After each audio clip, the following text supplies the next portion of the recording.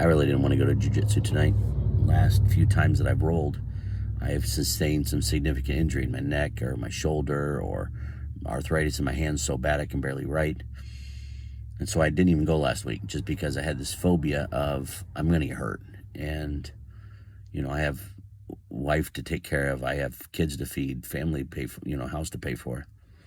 And last thing I need to be stove up to where I can't work and support my family. And so tonight was class, and my daughter was like, "Dad, we gotta go.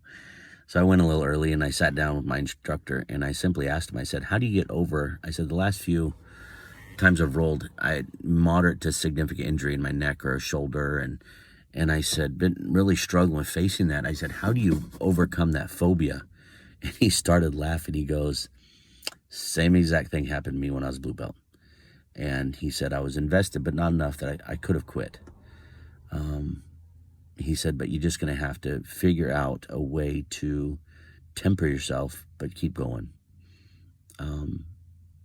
My wife had a phobia of, her worst fear was a police officer knocking on the door and telling us that one of our children had died. It happened. How do you face that fear? How do you face that phobia? Sometimes those phobias can just overwhelm us and consume us.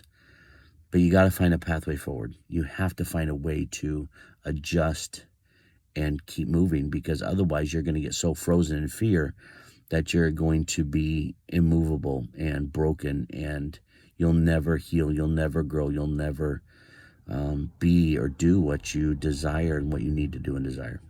And the phobias are real. They really are. I rolled a night and faced some tough opponents. I was very careful who I rolled with, so I wouldn't get hurt. But it was good. Built some confidence.